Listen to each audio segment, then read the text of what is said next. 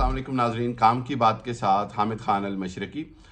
नाजरीन, जिस तरह मैं पिछले काफ़ी सारे प्रोग्राम्स में टीवी चैनल्स पर कह रहा हूँ कि हर गुजरते दिन के साथ सनसनीखेज़ी बढ़ती जा रही है अदम एतमाद के हवाले से, और रोज़ बरोज़ नई से नई चेंजेस आ रही हैं। और पिछले 12 घंटों में जिस तरह सिंध हाउस से मुनहरिफ PTI के अरकान मंजर आम पर आना शुरू हो गए हैं, डिफरेंट चैनल्स के ऊपर उन्होंने इंटरव्यूज़ देने शुरू कर दिए हैं, रमेश कुमार, राजा रियाज और नूर आलम और दूसरे। और ये कहा जा रहा है कि 12 से 24 अरकान जो हैं वो सिंध हाउस में एक तरह से पनाह लिए हुए हैं, हुकूमत पर अदम एतमाद कर चुके हैं और वो वोटिंग का इंतज़ार कर रहे हैं, और सिंध हुकूमत जो है वो उनको प्रोटेक्ट कर रही है। एक तो ये कहा जा रहा है, जबकि PTI का मौक़िफ़ है कि उनको यरगमाल बना लिया गया है और उनसे ज़बरदस्ती शायद करवाने की कोशिश की जाएगी, या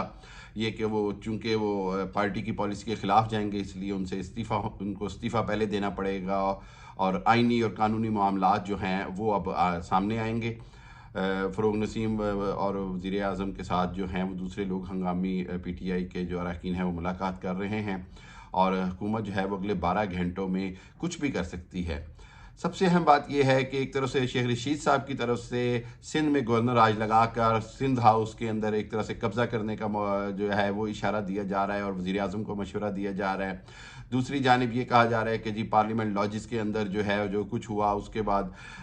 ये सिंध हाउस की जो सिक्योरिटी है वो सिंध का पुलिस का स्पेशल सिक्योरिटी SSU यूनिट जो है वो कर रहा है। 228 के करीब सिंध पुलिस के कमांडोज सिंध हाउस में तैनात हो गए हैं। तो इस हवाले से एक तसादुम की फ़िज़ा की बू आ रही है, महसूस हो रहा है।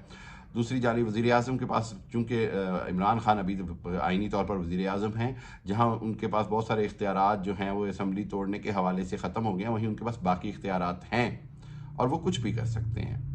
तो अब ये देखना है कि वो फोर्सेस को, एजेंसीज़ को हुक्म देते हैं कि आप सिंध हाउस पर कब्ज़ा करें और वहाँ से अरकान को निकालें, या किस तरह की सूरत हाल होती है। इस सारी सूरत हाल के तनाज़ुर के अंदर 2-3 बातें बड़ी ख़तरनाक होती नज़र आ रही हैं। एक तो बात यह है कि जो पाकिस्तान के अंदर जो सिक्योरिटी इदारे हैं, अगर उनको कोई ऑर्डर दिया जाता है तो उसमें उनका क्या रिएक्शन होगा। एक तो अहम बात ये सामने आ रही है। दूसरी बात ये है कि क्या सिक्योरिटी के इदारे जो हैं वो इस बात पर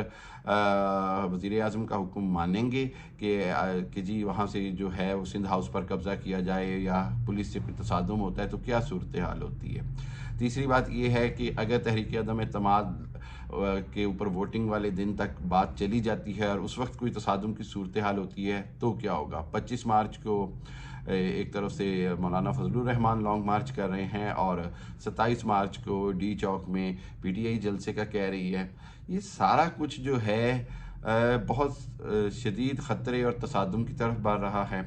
बहुत सारे लोग इसको जो अरकान की हॉर्स ट्रेडिंग हो रही है, ख़रीद व फ़रोख्त हुई है, चाहे टिकट का लालच है या जो भी वजह है, कहीं नोटों की बोरियों का इल्ज़ाम है, जो भी वजह है उसके नतीजे के अंदर जो कुछ पहले हुआ, जहांगीर तरीन साहब ने जिस तरह इमरान खान की हुकूमत बनाते वक्त जहाज़ भर भर के लोग लाए वो भी सब ने देखा। फिर इसके बाद जिस तरह लोगों ने PTI की हुकूमत जैसे ही कमज़ोर हुई तो वो फिर एकदम से सारे लोग छटने शुरू हो गए, वापस किसी और कश्ती में बैठना शुरू हो गए। तो ये सारा कुछ बुनियादी तौर पर अगर आप इसको ज़रा देखें तो ये उस बयानिए को मजबूत करता है जिसके अंदर ये बार बार कहा जा रहा है कि पार्लियामेंट्री सिस्टम, जो मौजूदा जमहूरी निज़ाम है वो इंतहाई नाकस हो चुका है पाकिस्तान में, वो इंतहाई ख़तरे में है। और इस जमहूरी निज़ाम के अंदर, इस पार्लियामेंट्री सिस्टम के अंदर जो है वो पाकिस्तान में जमहूरियत नहीं चल सकती, बल्कि इस सिस्टम को बदलने की ज़रूरत है। इसीलिए बार बार सदारती निज़ाम लाने की बात की गई, बार बार अथॉरिटेटिव निज़ाम लाने की बात की गई, जिसके अंदर तुर्की के तर्ज का निज़ाम लाने की बात की जा रही थी। और अब जो सूरत हाल बन रही है ये बड़ी ख़तरनाक सूरत हाल है। मैं आपको बताता चलूँ कि इस सूरत हाल के अंदर हमने देखा कि army chief general Qamar Javed Bajwa ने जिस तरह लम्ज़ में सवालों के जवाबात दिए, कई घंटों तक स्टूडेंट्स के सख्त तरीन सवालों के जवाबात दिए। उनमें बहुत सारे सवाल ऐसे थे जिनके जवाब देते वक्त आर्मी चीफ बहुत सारे इशारे भी कर गए। तो क्या उन इशारों से मुराद यही है कि अगर ये जमहूरियत के दावेदार, अगर ये सियासी जमातें, अगर ये इंतशार की तरफ जाएंगी, तशद्दुद की तरफ जाएंगी, तो क्या आर्मी और दूसरे इदारे इसको देखते रहेंगे, या पाकिस्तान में एक बार फिर मेरे अजीज़ हम वतनों का टाइम हुआ चाह रहा है। کیا پاکستان میں پھر ایک بار میرے عزیز ہم وطنوں کا ٹائم ہوا جا رہا ہے؟ اور اگر یہ ہوتا ہے تو اس کا ذمہ دار کون ہوگا؟ کیا پی ٹی آئی کی کمزور حکومت ہوگی؟ کیا عمران خان کے نااہل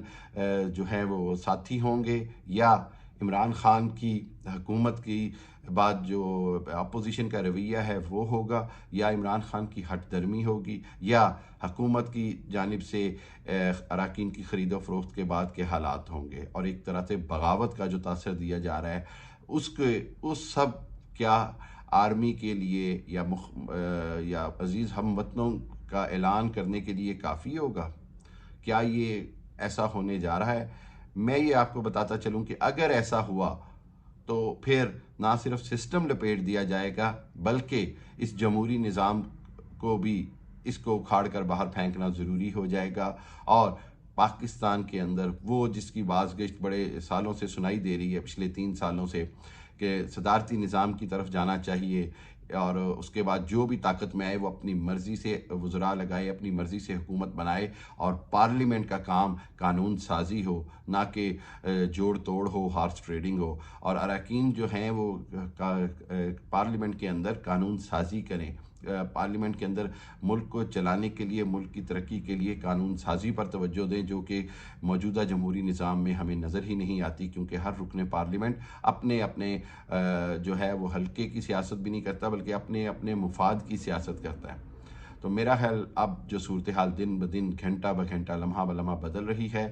اگر اس کے اندر تشدد کی راہ اختیار ہو گئی، اگر اس کے اندر سندھ اور وفاق میں تصادم ہو گیا، اگر اس کے اندر سندھ پولیس اور وفاقی اداروں میں کوئی تصادم ہو گیا، تو کوئی بعید نہیں کہ کسی نہ کسی انداز میں میرے عزیز ہم وطنوں کی تقریر ٹی وی پر آپ سنیں۔ اس لیے خدا را دعا کریں کہ اللہ تعالیٰ پاکستان کو سلامت رکھے، پاکستان کو قائم رکھے، اور میرے عزیز ہم وطنوں کے وقت آنے سے پہلے یہ سیاستدان سمجھداری سے کام لیں، اور تشدد اور اختلافات کی بنا پر اتنی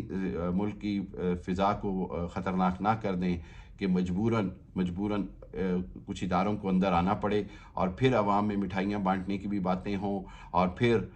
کوئی 6 ماہ کا وعدہ کر کے آئے اور 11 سال لگا جائے۔ پاکستان اس بات کا متحمل کسی صورت نہیں ہو سکتا۔ پاکستان کے لیے ضروری ہے کہ یہاں جمہوریت کا تسلسل ہو، جی ہاں، صدارتی نظام ہو یا کوئی بھی ہو، عوام کا منتخب نظام ہونا چاہیے۔ ہم نظام جمہوریت سے جو موجودہ جمہوری نظام ہے اس میں بہت ساری خامیاں ضرور ہیں، بہت سارے فیلئر ضرور ہیں، لیکن میں یہ سمجھتا ہوں کہ کسی بھی حالت میں ڈکٹیٹرشپ کی طرف ملک کو نہیں جانا چاہیے، بلکہ ایسا نظام ہونا چاہیے جس کے تحت پاکستان کے اندر پاکستان کی عوام کے منتخب کردہ حکمران ہی حکمرانی کریں، اور پاکستان کے اندر اللہ تعالیٰ پاکستان کو دشمنوں کی سازشوں سے محفوظ رکھے، اور پاکستان کے اندر استحکام رہے، اور پاکستان ہمیشہ قائم و دائم رہے، اور اللہ تعالیٰ ملک کو ہر طرح کی فسادات سے محفوظ رکھے۔ آمین۔ پاکستان زندہ باد، پاکستان پائندہ باد۔